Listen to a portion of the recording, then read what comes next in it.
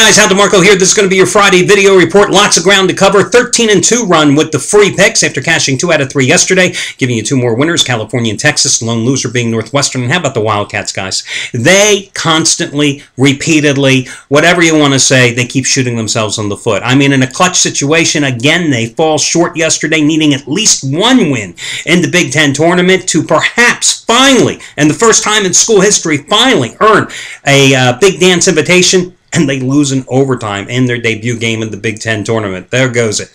Free picks coming your way today on California and Colorado in the Pac-12. That's a tournament that'll put everyone to sleep. And in the NBA, we're going to dip into the pros and look at the Knicks-Bucks game. Plus, I've got a money-saving discount coupon code that'll save you $17 off a single purchase today. And, of course, we'll talk about who's hot and who's not.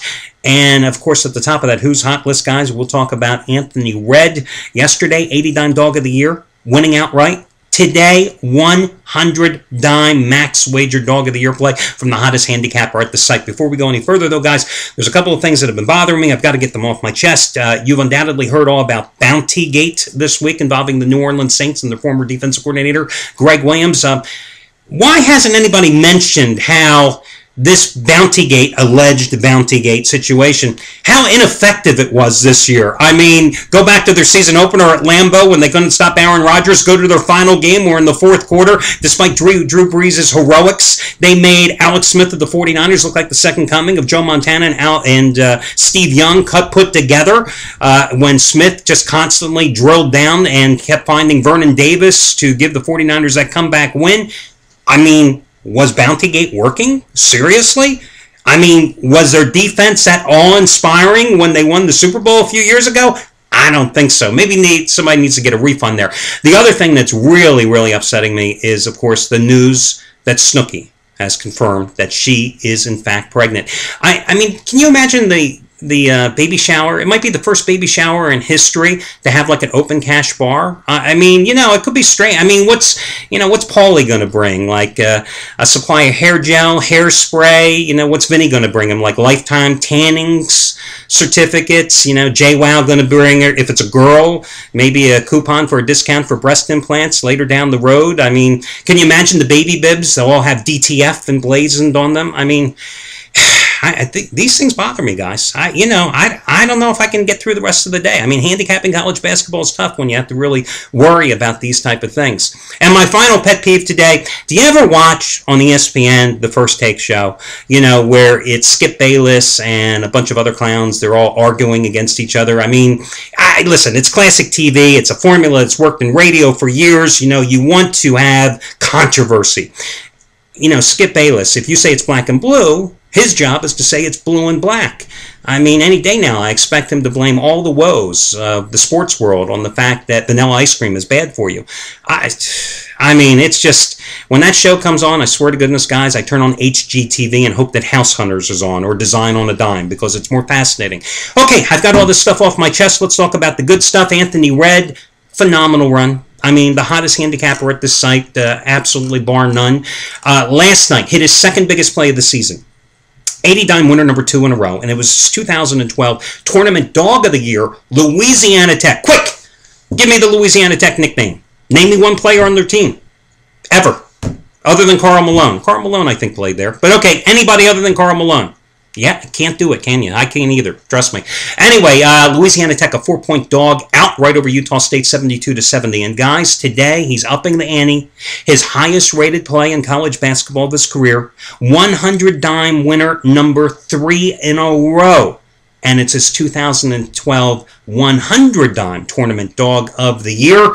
It goes on the nighttime card. I can tell you that his most recent 100-dime releases, both winners, one in college basketball when Notre Dame is an 8.5-point road dog, won outright at Connecticut 50-48 back on January 29th. The other one happened February 18th in the NBA. San Antonio Spurs, a 2.5-point dog at the LA Clippers, winning that game outright 103-100. The numbers with Anthony Redd, I mean, it's a broken record, but they're so true, guys. 44-23 over the past 51 days. But more importantly, in that 51-day stretch, $10 bettors have won $7,192. $7,192. That's wins minus the losses and including the VIG. $7,192. Today, putting 1/7 of that bankroll on the line. One play, one monster play, 100-dime winner number 3 in a row from Anthony Red. Putting it further in perspective, 11-4 run with 25-dime plays. It's 4 times stronger. 6-2 run with 40-dimers. It's bigger. 13-5 run with 50-dimers. It's twice as strong. And 2 straight 80-dime winners, including last night's. Also today, Jeff Benton chiming in with his biggest college basketball play of the season. One and only 100-dime college conference tournament game of the year. Louisville and Notre Dame in the Big East semifinals. Semifinals? Yes, semifinals.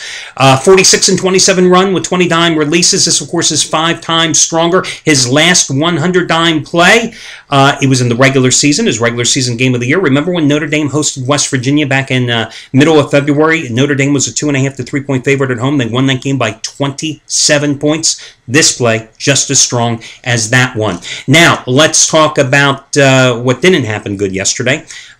It's not like I can really, say anything negative about Derek Mancini. Before I started the Charity Play of the Week thing about a month ago, at different times, Derek had allowed me to give away his plays for free over the past 18 months. And he won 10 of those 15 plays I gave away for free. Well, yesterday, I gave you the option to purchase his plays, thanks to a $55 discount coupon, for $5. And he was looking for another big play. It was a 40-dime play, winning number 6 out of 7 in college basketball, 10 out of 13 overall. Looked good at halftime. Georgia Tech, an underdog, up, I think, by a point. Got hammered in the second half. And unfortunately, that play went down to 2s. But again, that's something new that I just started here a couple weeks ago, giving you an option every now and then to buy a big play for a ridiculous rate. I think I'm going to keep up with that one, too. I like that because it gives you an opportunity to try some handicappers at a ridiculous cost. I mean, $5. But again, I'm looking for good plays, big plays 9 times out of 10. Same with the Charity Play of the Week giveaway, with handicappers that are hot. It doesn't do me or you any good for me to find a handicapper that hasn't won since hell froze over and give you their selection, especially if it's a low-rated play. So it's another something we're going to talk about and continue doing as well because I can do it. I run the sites. Nobody can stop me. Okay, let's move on here. Your money-saving discount coupon code. I'm in rare form today, aren't I, guys? And can I talk any faster? Today, your money-saving discount coupon code is going to be March 17. March 17. M-A-R-C-H and the number 17. March 17.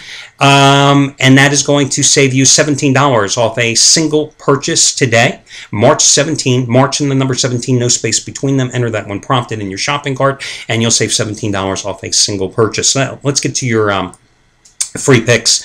By the way, can I just give you a quick bit of advice about the college conference tournament stuff? Listen, guys, if you didn't bet and follow the Big West or the Big Sky or the Western Athletic Conference, the Sun Belt Conference all year long, you have no need to be betting these type of conferences come college conference tournament time.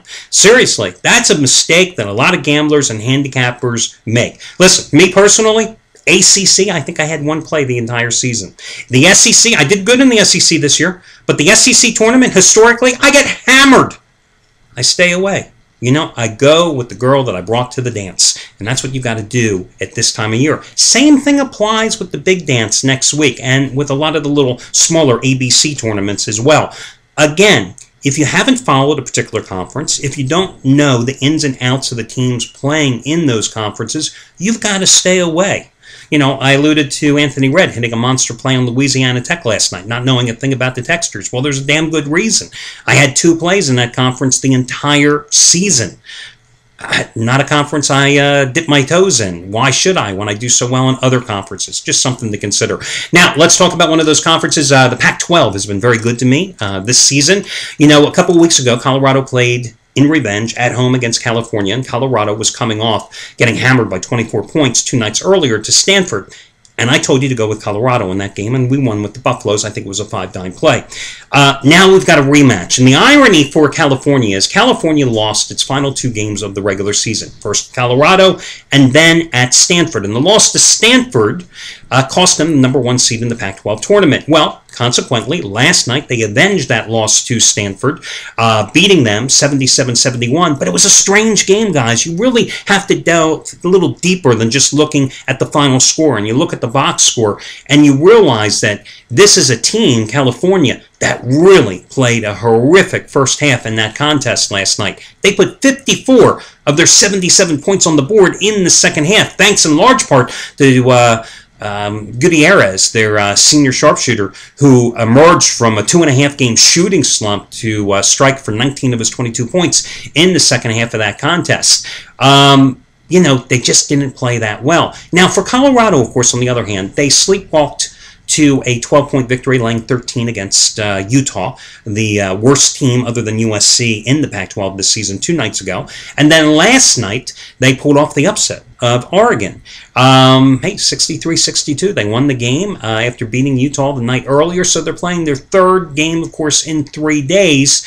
But here's the thing. California is overpriced in this contest because obviously you have the revenge factor, but this game isn't being played in Berkeley. In fact is, California played one of its worst games of the season when these two met in Berkeley earlier this season. California won the game only because Colorado was abysmal shooting from the field. I think here you're getting too many points with the Buffaloes, who are playing with a little confidence. A team that was only 3-6 on the conference road this season has suddenly won 2 straight games at the Staples Center. That builds confidence. I think this is a 3-4 point game, so I would grab the points with Colorado and consider this as well. Because California was in its battle for its life last night against Stanford, you know the starters played all but 6 minutes of the second half of that game last night. So, even though Colorado is playing third game in 3 days, you've got a California team that was pushed to the max last night before being able to put away Stanford. So again, I think Colorado plus the points is the way to go. The other play, you know, as part of a teaser winner, I had the San Antonio Spurs on Wednesday night against the New York Knicks. Well, tonight, guys, the Knicks, who are 0-3 on their current road trip, have one more shot at finishing this road trip with a winner, and they're at Milwaukee. They're laying 1.5 in this contest. The Bucks are coming off a 106-104 loss to the Bulls on Wednesday night. Excuse me. The Bucks are 1-4 in their last 5. They dropped 10 of their last 13 games overall. You know, Knicks, of course, as I noted, 0-3 on this road trip, losing at Dallas, losing at Boston, losing to Spurs. They've lost 4 of their last 5 overall. But I think this is a good spot to go ahead and take the Knicks. What happened to them against San Antonio the other night was the Spurs, after finishing the first half of the season, winning 12 of their final 13 games, including an 81 road trip, it started a 7-game homestand by losing 2 out of 3. So the Spurs were out for blood, and they got it. I mean, they hammered the Knicks in that contest, and it wasn't even close. And the key to their success was dominating down low, owning the boards. I think they put up 60 points in the paint in that victory over the Knicks. Well, the Knicks are not going to face that problem tonight with the Milwaukee Bucks. I mean, the Bucks are playing Drew Gordon at center. Drew Gooden at center.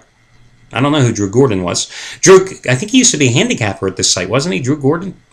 Anyway, anyway, you got to go with the Knicks here. I think they rebound. Carmelo Anthony finally seemed to get it together a little bit here in the game against the Spurs. Listen, this is also a revenge game for the Knicks because they were hammered at home January 20th when Brandon Jennings erupted for 36 points in a 14-point road win for the Bucks on that night. Carmelo had 35 points. Nobody was able to stop him before getting ejected late in that contest. So I like the Knicks tonight to rebound, no pun intended, for the victory, and that's going to be my other free pick along with the Colorado Buffaloes.